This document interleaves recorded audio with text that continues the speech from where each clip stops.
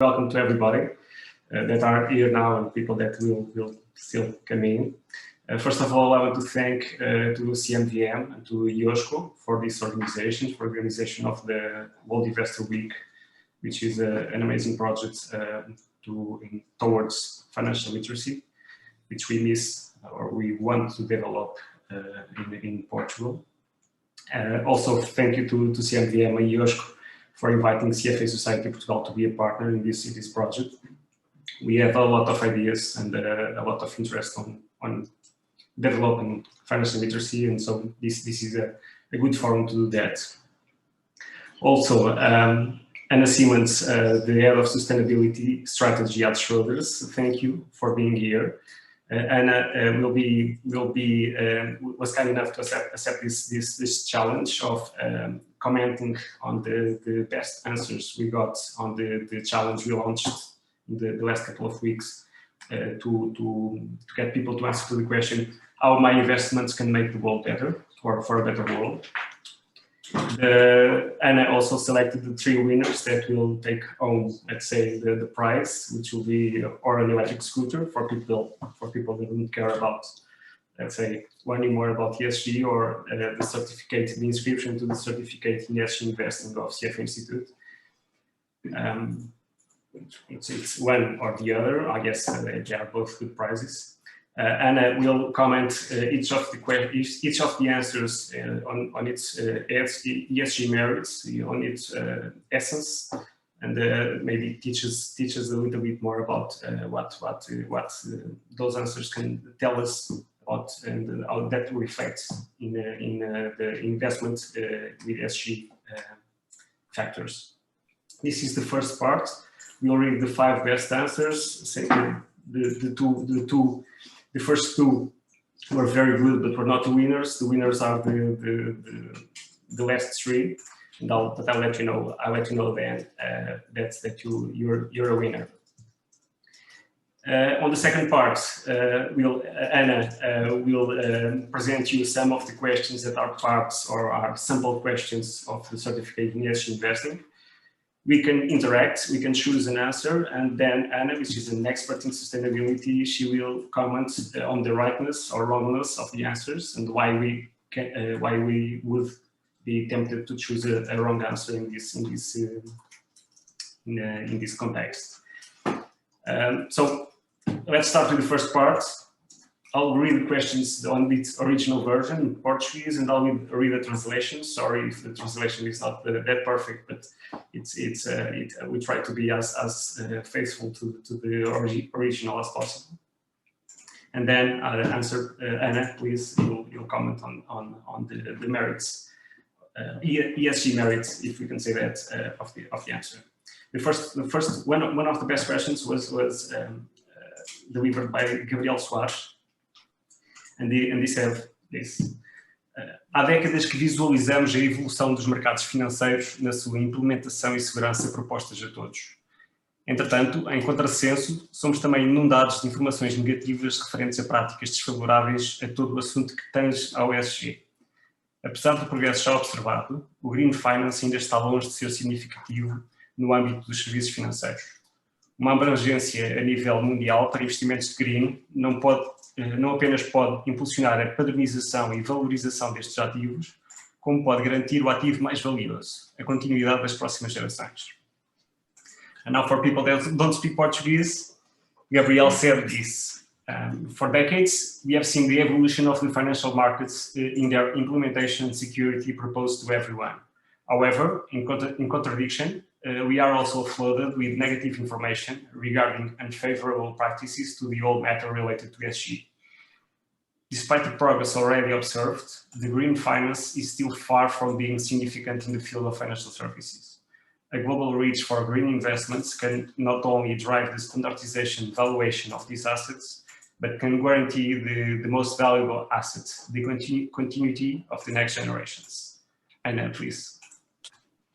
Well, first of all, thank you so much for inviting me along this afternoon. It's a real pleasure to have the opportunity to speak to you all today. And clearly, so many of you, like me, are very passionate about sustainable investing and the importance it plays in securing financial and social stability for the globe going forward. And so we've just heard from one of the 5 sort of best responses. What I would say, and before we get into that sort of who didn't quite make it into the top 3, I think all 5 were exceptional. So thank you so much to the 5 finalists. But I'd also like to extend a special thank you to everybody that got involved and thought about what is an incredibly complex sort of area of investment. So back on to the summary that we've just heard. And perhaps one of the reasons that this didn't win is maybe honesty, because for me, and what really stood out, the individual that wrote this was incredibly honest and open. So it's quite right that when people talk about sustainability, there's often some concerns expressed or negative emotion applied to that. And so for me, that sort of honesty is what's almost made me not put it in the top 3. And I felt as though what I was looking for was somebody that was much more sort of forward-looking and thinking about the future and the sort of power that sustainable investing can have going forward. And as I think about it, it really is those elements that draw out the long-term nature of the financial markets, the investors that ultimately fuel those financial markets. And particularly when I think about Schroders as an asset manager, the very critical role that we can play in directing capital into investments into companies that can support the transition to a more sustainable future. So I really did like this one. And as I said, it was really the honesty around where we were in a journey. And I felt that the author was really focusing on sort of what we needed to do more of.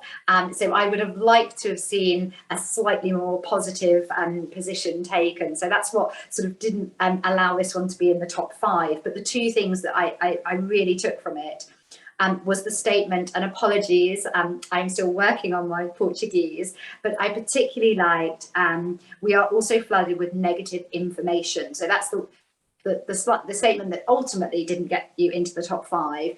But I think as we think about sustainable investing around the globe, really supporting clients, really supporting investors, really supporting companies, so everybody in the value chain, to understand the essence of sustainability and that principle around looking forward, identifying those companies that will succeed in the long term.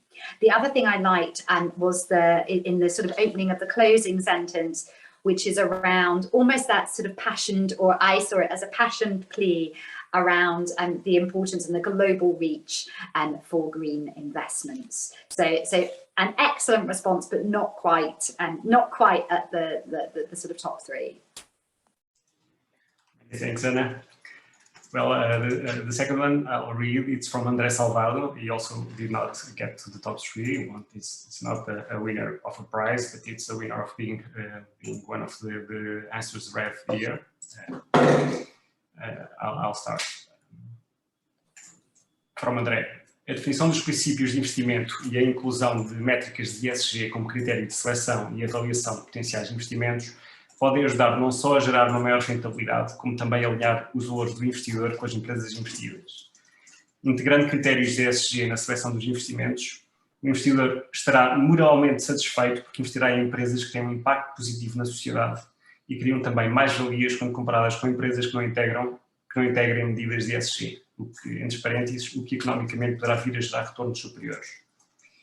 Em inglês, the definition of investment principles and the inclusion of ESG metrics as criteria for selection and evaluation of potential investments can help not only to generate greater profitability, but also to align the investors' values with invested companies. By integrating ESG criteria in the selection of investments, investors will be morally satisfied because they will invest in companies that have a positive impact on society and also create capital gains when compared to companies that do not integrate ESG measures, which may economically generate higher returns. Anna. Okay, so another obviously fantastic response, I think, is the first thing to highlight here, because clearly, you know, again, in the top 5, what I particularly liked was the first paragraph around the definition of sustain or investment principles and how we incorporate ESG metrics into that criteria. So I particularly like the first sentence. One of the words that jumped out to me, and I apologize if this is a translation, but this was one of the words that jumped out to me around in the second paragraph, which was the reference to investors will be morally satisfied because they will invest in companies that have a positive impact. So this is a really important consideration, I think, about aligning investments or values, the values that an investor has, with finding investments in valuable companies.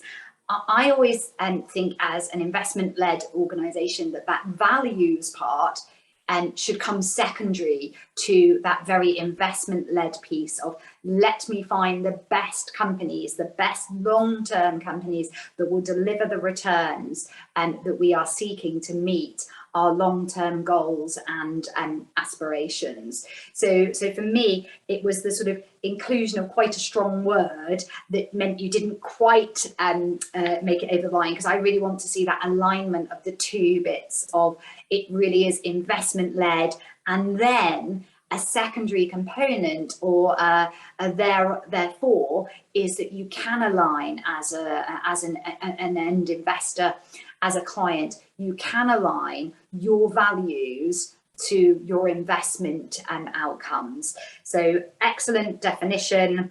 Really want to think about it though being about delivering those long-term returns, and as a byproduct being able to do the morally right things. Once you're in morals, and you have a lot of debate, I'm sure each of you on the call has done this when you've thought about sustainable investing, is what is sustainable? So when we think about those ethical considerations, then we can quite quickly end up in rabbit warrens or going down rabbit holes, because what makes something moral to one person is different to what makes something moral for another person. So I always caution around using the values and the morals bit too much. And so thank you, that was the second one. Well, now on to the third one and the first winner, not in any particular order. The answer from Ana Gomes. O mundo das finanças e dos investimentos está a mudar, impulsionado pelos desafios que a sustentabilidade, a ESG, lhe coloca e pelo papel de catalisador da própria mudança na economia e na sociedade. É ao mesmo tempo ator e gestor dessa mudança. Na verdade, investir com impacto, com propósito e com retornos atrativos não são necessariamente premissas inconciliáveis. Antes, pelo contrário, ao colocar o foco dos investidores no longo prazo. O investimento sustentável é efetivamente um jogo em que todos ganham, win-win situation, investidores e a sociedade como um todo, tornando o mundo melhor. Em inglês, the world of finance and investment is changing, driven by the challenges that sustainability, ESG, poses and its role as a catalyst for change in the economy and society. It is both an actor and director of this change. In fact, investing with impact, with purpose, and with attractive returns are not necessarily irreconcilable premises. On the contrary, placing the investor focus on the long term. Sustainable investment is effectively a win-win situation for everybody, investors and society as a whole, making the world better. Anna, you can comment. Thank you, and congratulations to Anna, our first winner. And possibly already from the comments I've made in relation to the first two, you're going to have spotted some key words that I particularly liked about this response. So recognizing how quickly our environment, and I mean that in the broadest sense of the terms of the broad economy, is changing. So I particularly like the opening here around the world of finance and investment is changing. A great example of to bring that to life is every year ahead of the Davos conference, the World Economic Forum does a survey of economists and global leaders to understand the risks that they think have the potential to derail our global economy. And each year they ask the specialists to identify their top 5 risks that could carry the biggest impact. If you go back 10 years ago, those risks were dominated by economic risks. Today, they're dominated by environmental risks. And last year, for the first time, the top 5 were all environmental risks. This year, when they did the survey in January, 4 of the risks were environmental and 1 was a societal risk. And perhaps unsurprisingly, it was infectious diseases. So, we are living in a world of constant change and evolution. So I particularly liked that opening. And I also liked the statement around sustainability has that ability to be the catalyst for change. And that certainly aligns very much with the way that Schroders actually thinks about looking forward to identify those companies that can navigate sustainability risks effectively. And we've introduced something called the notion of impact adjusted profits, which I think really aligns nicely with the other statement around purpose that was called out in the statement. And finally, the last thing is, for me, investing is always for the long term. I appreciate that certain types of investors may have slightly different horizons, but ultimately, for many investors, you are really looking at a long-term solution. And so that reference to long-term was also attractive. So congratulations to our first winner. Muitos parabéns à Ana Gomes. Anna, I guess Anna is online. Anna, the other Anna is online. The second winner is Marco Afonso, e vou ler a resposta em português. Mais do que os investimentos financeiros promotores da sustentabilidade ambiental, do progresso social e das melhores práticas organizacionais, são os investimentos de tempo e de ação que cada um de nós tem a opção de fazer na sensibilização da nossa sociedade que irão verdadeiramente fazer a diferença na transição para um mundo melhor. Cada gesto, comportamento, palavra tem o potencial de contribuir para um futuro que garanta às gerações vindouras as condições necessárias para que possam realizar os seus sonhos. É esse o legado que nos cumpre concretizar. Em inglês, or in English, sorry, more than financial investments that promote environmental sustainability, social progress and best organizational practices, it is the investments of time and action that each of us has the option to make in raising awareness in our society that will truly make a difference in the transition to a better world. Every gesture, behavior, word has the potential to contribute to a future that guarantees future generations the necessary conditions so that they can fulfill their dreams. This is the legacy that we must fulfill. Anna, can you comment? So I appreciate that this one was a little bit more emotive in its language, but that was one of the reasons that I particularly liked it.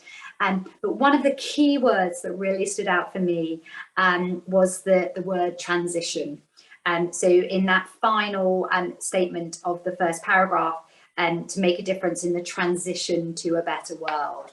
And I always think about the United Nations Sustainable Development Goals, and those 17 goals that set out a blueprint for a more sustainable future for our planet and the people that live on our planet. And in achieving those goals, the ultimate purpose is to deliver a better world. And in order to move from where we are today, we need to go on a transition. And that is a transition that every company, every government, every one of us needs to make. And so it was that word that I particularly liked. I also liked in the opening the reference to organizational practices. And when I think about the acronym E, S, and G, the governance piece is critical here. So how managements structure themselves, how they set themselves up for success is incredibly important, because the best laid plans may not be delivered against without that successful organizational effectiveness. So for me, it was those elements that really stood out on this. And I also liked the legacy idea, and this idea that we are leaving behind a better planet for our future generations. So congratulations, Marco. And the last winner, Samuel Capucho. O investimento em ESG é, na minha opinião, a melhor estratégia de investimento a seguir para tornar o mundo melhor. Alinham-se valores pessoais e objetivos financeiros. Os acionistas e todos os envolvidos saem a ganhar. São ideias de investimento que olham para os aspectos ambientais, sociais e de governança das empresas. Mais do que os fundamentais da empresa, importa agora estes 3 fatores que, no fundo, serão os drivers do desempenho. E se já sabemos que é possível investir em empresas que promovam um mundo melhor e, ao mesmo tempo, obter retornos financeiros, por que não o fazer?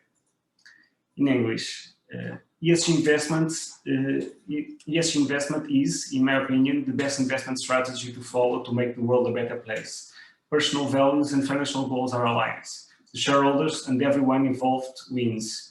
These are investment ideas that look at the environmental, social, and governance aspects of companies. More than the fundamentals of the company, it matters now these 3 factors that, in the end, will be the drivers of a company's performance. And if we already know that it is possible to invest in companies that promote a better world and at the same time obtain financial returns, why not do it? Thank you. And I really liked the question at the end. So why not do it? The ultimate way, I think, of leaving the statement. So I thought that was a really strong end. What I particularly liked about this submission was the reference around the shareholders and everyone involved wins. One of the critical things, and I talked about the sort of the action required to meet the sustainable development goals, requires actions from everybody. And when we think about finding those superior investments, we look through what we call a stakeholder lens, and that's exactly what I think Samuel was alluding to when he talked about the shareholders and everyone wins. So there's the key stakeholders that a company interacts with, so clearly shareholders being critical, but the other key stakeholders are the employees of the company, the suppliers in that supply chain, the community in which the organization operates, the regulators or the government that oversee its operations. It's also the environment, the impact that the company has on the environment as well. And it's critical that the company takes into account all of those different perspectives. Now, at times, they could be very conflicting objectives, but a company that can navigate that well is surely going to be a long-term winner. So I really like that statement. The other one I liked is starting really to get through, and I'm bringing in some of the jargon from part 2 of the session that we learned through the CFA program, is the idea of that triple bottom line. So it's alongside the financial elements, taking into account those environmental and social aspects to really understand the potential future returns of a company. So great ending, and I love those 2 particular parts about the stakeholders and that being broader than just shareholders, and that idea of the triple bottom line. So congratulations, Samuel. Congratulations to Samuel, to Mark, and to Anna. So let's go forward to the second part. Now, as I said before, Anna will be presenting some questions from the certificate in ESG investing, where you will have the chance to choose the answer here live, interacting with us, and then we'll see the results, and Anna will comment on those. So please participate, and let's see how is your knowledge or how is your sensibility for the ESG matters or ESG related subjects from in this early stage of this revolution, if it can say that. Anna, please go. Okay, so thank you very much. What we're going to do now is go through a series of questions that have been part of the CFA and ESG certificate. So this is going to test my tech skills. So I'm going to be pulling up a poll and we will ask you a series of questions. Hopefully you can now see that poll in front of you. So what we would like you to do is respond to what is question 24, which is which of these statements best describes responsible investing? Is it A, targeted investment returns with certain investments being negatively screened? Is it B, ESG factors taken into account to mitigate risk with a focus on financial return? Is it C, investments made in a way that captures returns while achieving an intentional effect? Or is it D, ESG factors taken into account to mitigate with a focus on capturing ESG opportunities? So I'm just going to give you a moment longer to add in your responses, and then we will reveal the answer and show and see how well you've done. So I'm just going to give you, I can see the numbers ticking up at the moment for who has responded. So please put in your response. Is it A, B, C or D? And in this particular case, we're just looking for one answer. You can see we've got higher participation now, so I'm just going to give a moment or two. And of course, in a moment, I am going to reveal the right answer, but I think it's really important that we also talk about why you might have selected a different answer, particularly for this question, because I did mention earlier in my introductory comments that sustainability is often considered a complex subject, and it's full of jargon, and getting behind that is so critical here. So we're almost at the 70%. Are you happy if I end the poll there? Shall I end and then we can have the big reveal? You already passed the 70, you can go. Okay, there we go. So can everybody see the results of that first poll? I just wanted to do a check. I haven't used this tech before, so just wanted to make sure you're seeing the results.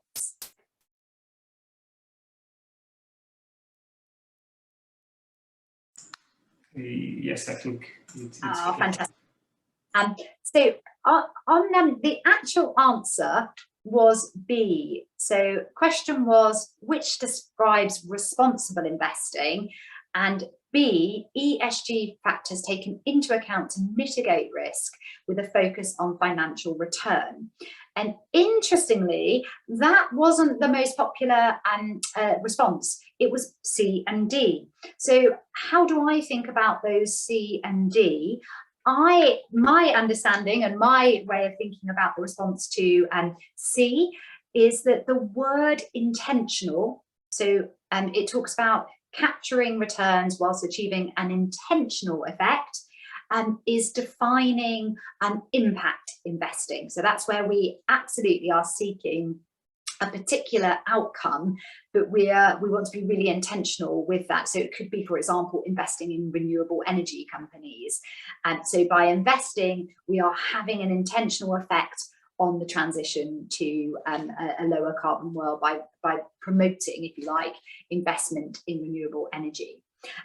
For D, I saw that as an example of sort of best in class investing, so that you could essentially be identifying companies that are going beyond simply taking into account sustainability from a sort of risk consideration and really focusing on the upside, so the capturing of the return. So I think that's what sort of moves you into a sort of best-in-class approach rather than the broader responsible investing category. So for the individuals that selected B, congratulations. Why I picked this question first of all, because it's question 24, it's not early in the exam paper that we were looking at, is because I expected this outcome. I didn't expect everyone to answer section B, and that is because back to that principle that sustainability is an incredibly complex area filled with huge amounts of jargon, and so it's incredibly important that when you use terms you really explain what it is you mean by them. So all of you, hopefully you've learned a great deal from that very first question. What I'm going to do now is stop sharing that one, and I should be able to go back and now look at the next poll question. So give me a second, and apologies, probably going to take a moment to switch between each one. So this is now question 1 in the paper that we use, and the question is, and again I'm just going to oh, hang on, if I launch it, sorry, I hadn't launched it, and so now you should be able to see it and you can respond. So while you're thinking about it, I'll just read it out. Hopefully that helps you think about which response you want to give. So research shows that companies with long-standing good practice in terms of sustainability, do they A, outperform their peers in both accounting performance and stock market returns, B, underperform in accounting performance and stock market returns, C, outperform in accounting but underperform in stock market returns, or D, underperform in both? So I'm just going to give you a moment longer to think about your answers there. I can see that's ticking up at the moment. Clear favourite at my end that I can see. I'll just give a moment longer.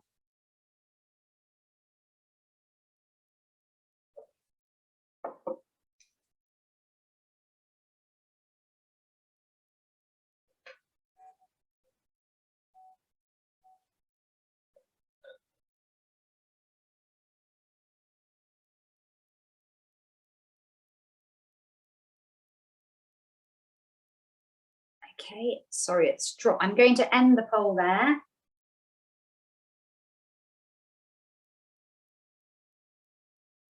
Okay, so this time we're seeing a clear favourite from A, which is actually the correct answer.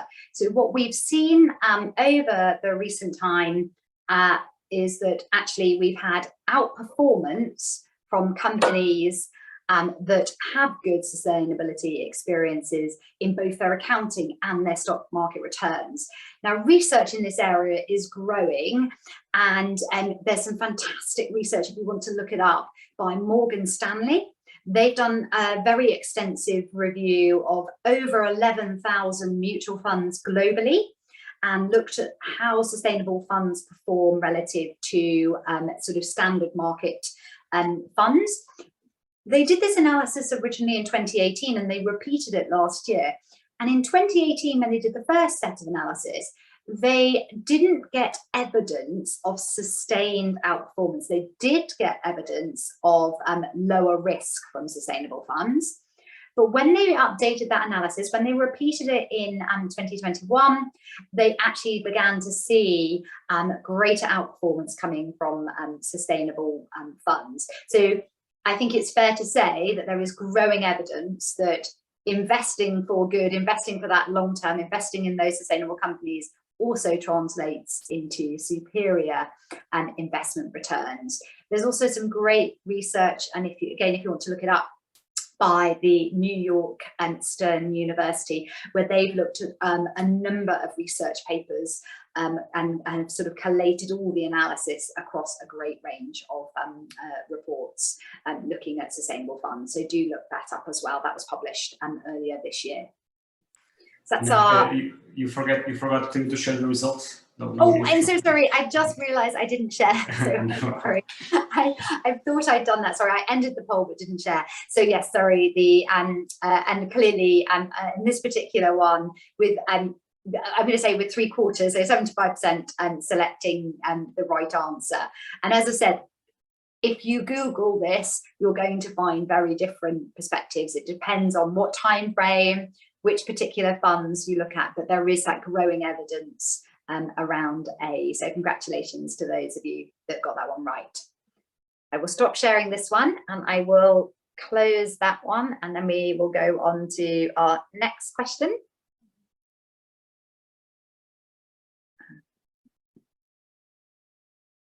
Hopefully you can see that now.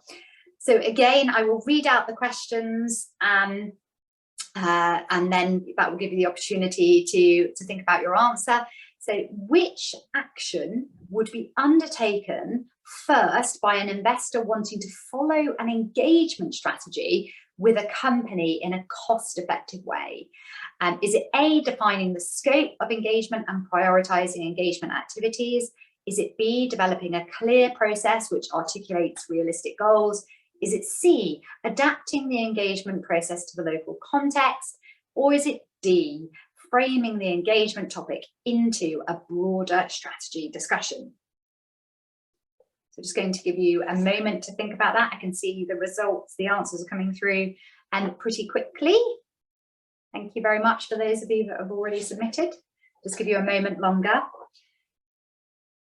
If I may say, I sort of, well, we'll talk about it in a bit more detail when the final results are in, but this was one of the ones where I had to think a little bit myself. So for those of you that don't know me, and hopefully that's most of you on the call, I always approach things in a slightly different way. So I did the whole paper to see how I did. I won't give you quite my score out of 100, but there were certain ones where I did sort of have to think long and hard about what answer was being looked for. So I'll just wait a moment longer. We've got quite high participation now, so I'll just give you a moment or two to continue putting in your answers.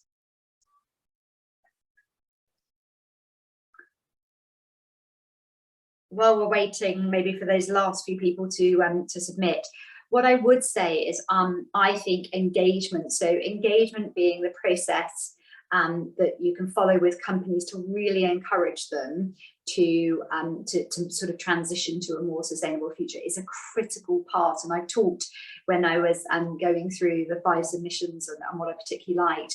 We are on a transition to a more sustainable future, and the encouragement that owners of companies can make through active engagement is critical, I think, to the long-term success of being able to transition to a more sustainable future.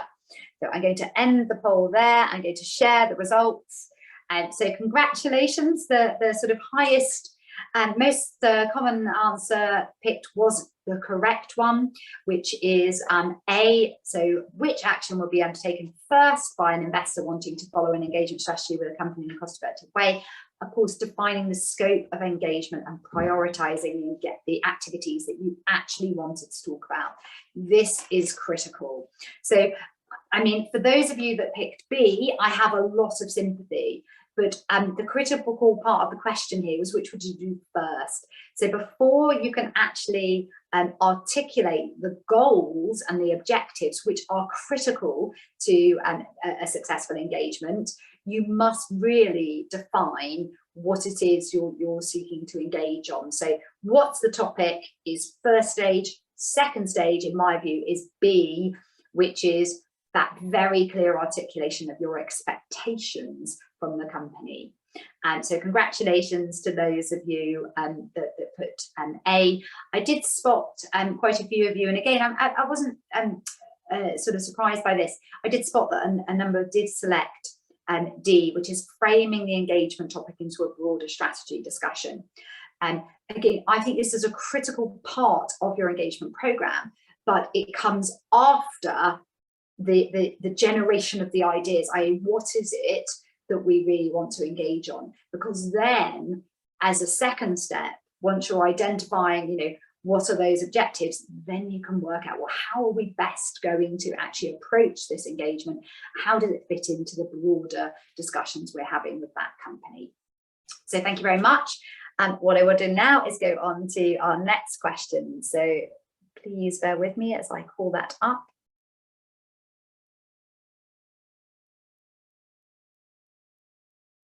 Okay, so this is question 10. Again, please feel free to already enter your responses. So what is an indirect environmental impact of a company cutting trees and transporting them to its production plant. So you're a paper company, and of course you've got to cut down trees and move them around. So what's the indirect environmental impact? Is it A, carbon emissions from the haulage lorries? Is it B, natural regulator of carbon dioxide is destroyed? Is it C, deforestation? Or is it D, local species are disturbed? Thank you very much. I can see a number of you have already started responding.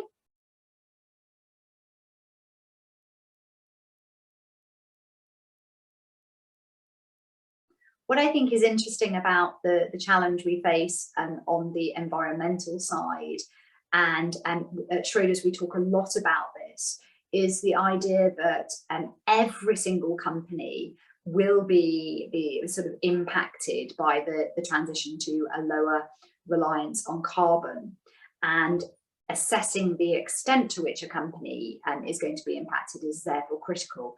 But it's not just those direct impacts, it really is the indirect or the supply chain elements that you need to think about. So this question I thought was an excellent one to really get to the heart of that. I'm going to end the poll and share the results, because what to me is interesting is that actually all of the responses have received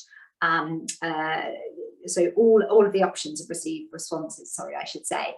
And you can see that, you know, A is sort of leading, and that is the correct one. So A, it's the emissions that come from the lorries that are actually transporting the trees, that is the indirect. B, C, and D are direct environmental impacts. So every time we cut down a tree, we remove that tree from the ecosystem, and that means that it can no longer absorb that carbon dioxide from the atmosphere. We're clearly cutting down trees, so that's a direct impact on deforestation.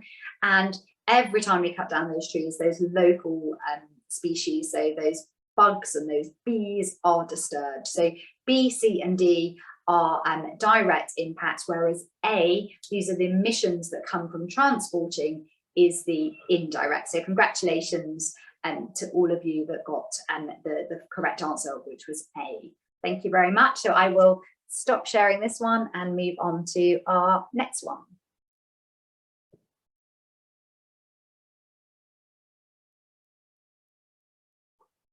Okay, so this is question 47. Which of these ESG issues included in the materiality map would be best described as a social issue? Is it resource management? Is it business ethics and culture? Is it executive remuneration? Or is it health and safety? So I'm just going to give you a moment to respond to question 47. I can already see a number of responses coming through.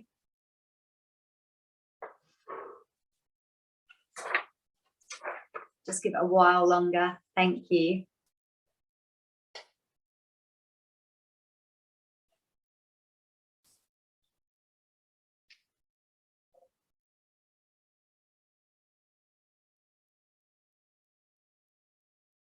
So for those of you who haven't yet spent a lot of time studying sustainability, the concept of a materiality map is, so you may have come across this concept in other areas, but in relation to sustainability, what this is helping identify are a number of sustainability risks or opportunities that a company is exposed to, and they are typically grouped together into different sections, and generally that's some elements along the environmental spectrum, the social and human capital spectrum, sort of business model, and then leadership are typically how we think about those. And the idea is then you're able to identify for different industries what are the most material elements for those particular industries, because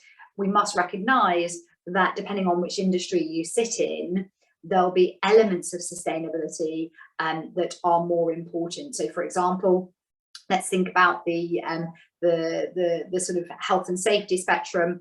That will be far more relevant for an industrial company compared to a financial services company. But executive remuneration, in terms of particularly, that will cut across every firm. But when we think about that from, particularly financial services firms where remuneration packages can be high, so that when we think about the materiality matrix, it really helps us identify for different sectors what are those most material, what are the most important elements for them. So great responses so far. So I'm just going to share the results. Hopefully that's come through. So congratulations. The most commonly selected response was D, health and safety, which absolutely this issue is. So congratulations. So if I think about the other elements, I would have put sort of resource management and business culture, business ethics and culture, and executive remuneration into those sort of business model and governance aspects, whereas health and safety to me is very clearly a social issue. So congratulations, everyone.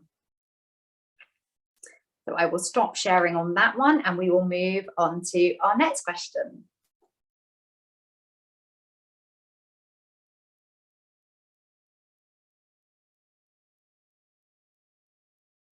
So this is question 50. Again, I'll just read it out as you start responding. Given that an analyst is able to judge the materiality of an ESG factor, which of the following is true? Is it A, it would be possible to assess the level of impact of the ESG factor? Is it B, other analysts with the same data will make the same materiality judgment? Is it C, the interaction of the ESG factor with financial performance will still be uncertain? Or is it D, cultural factors are unlikely to play a part in their judgment of materiality? So I'm just going to give you a moment to think about question 50.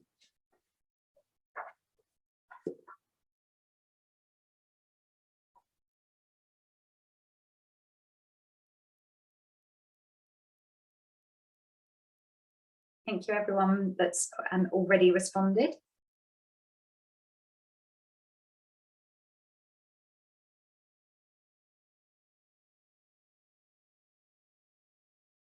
We'll just give you a moment more.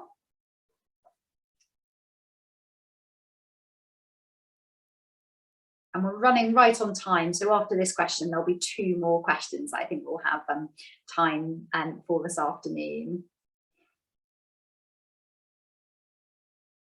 Okay, I'm just conscious of time, so I'm going to end the poll there and show our results.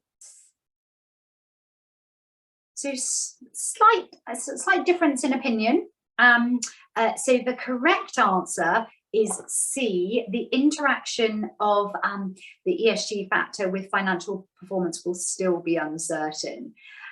So this is back to the almost the sort of heart of the challenge with sustainability, is that the outcome is still simply by just considering that sustainability element and judging whether it's material or not doesn't necessarily mean it will lead to a financial outcome over a certain period.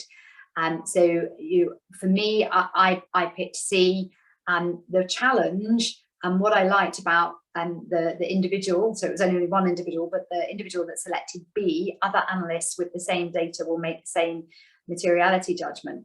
This is right at the heart. So it is a judgment call, which are the most material components. There are things like the SASB and materiality matrix, but in assessing which are the most important factors, generally that will come down to a degree of judgment. So I might view materiality in one way and somebody else might in another. And in fact, Schroders, I talked about our approach using stakeholders. For every sector, we identify which are the critical stakeholders and assign weightings to them. Then when we look at SASB, although we're not using exactly the same bucketing and approach, you will see differences between the weight that we apply to certain sectors and to certain stakeholders. So there is a degree of judgment here, and you're never certain of the outcome. So congratulations, though. Most people got that one right as well. So well done. Overall, your scorecard is doing very well this afternoon. As I said, we've got 2 more questions that I think we just have time to go through. So coming up is a hang on 1 second. This is one of my favorite elements of sustainability. I've probably already ruined it because of the reference I made to the award winners. But which of these are the 3 parts of the triple bottom line? A, ecological, social and governance. B, social, environmental and financial. C, ecological, governance and financial, or D, social, financial and governance. So triple bottom line, which are the 3 components that are incorporated into the triple bottom line? I'm just going to give you a moment or 2 longer. This is our penultimate question. So thank you very much for bearing with us as we've gone through so many. Hopefully you're keeping a scorecard of your own results to see how you've done.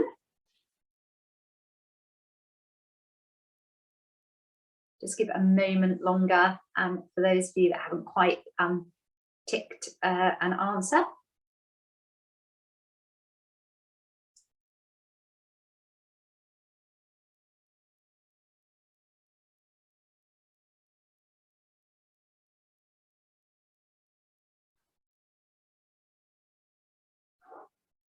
Great, I think we've got enough responses, so thank you all. I'm going to end the poll and share the results. Thank you. So the answer, and I did slightly give this away in my introductory comments around the award winners, is B. It's the consideration alongside those traditional financial factors, so financial being one of them, of social and environmental elements. So congratulations to those of you that selected B.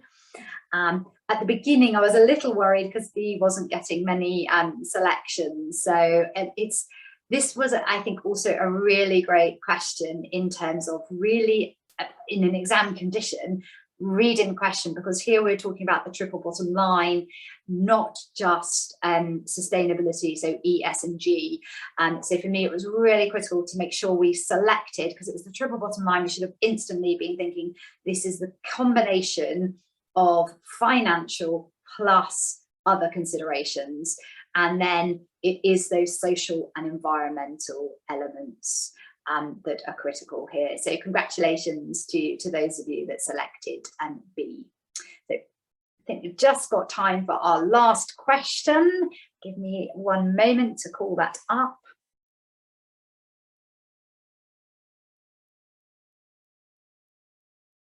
And our last question sort of takes us right back to the very beginning.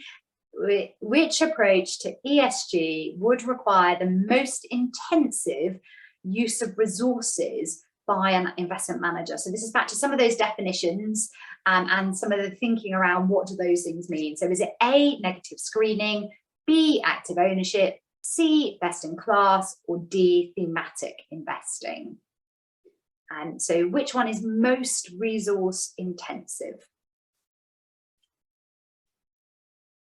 And I talked earlier about the sort of different components of sustainable investing.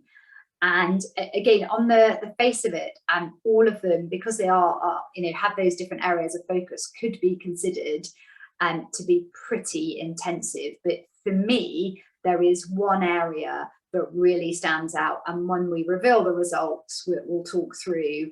In fact, I think I will stop the poll there because we've got great participation, and I will reveal the results. Hopefully you can see those now. So congratulations, that most intensive resource is around B, active ownership. So this is the practice of speaking to companies and encouraging them to transition to a more sustainable future. So this is incredibly labor intensive because you're having one-on-one discussions with company management around particular actions that that company needs to take. And personally, when I was going through this and trying to rank them myself, I actually put negative screening as the least intensive, and that's because, and maybe it's Schroders' approach to it, but we have a very, very mechanistic approach where a client will identify things they don't want to invest in, and then we simply use a screening tool to basically remove any companies that have greater revenues than a certain threshold from our universe. So there's no sort of active involvement to identify companies at all.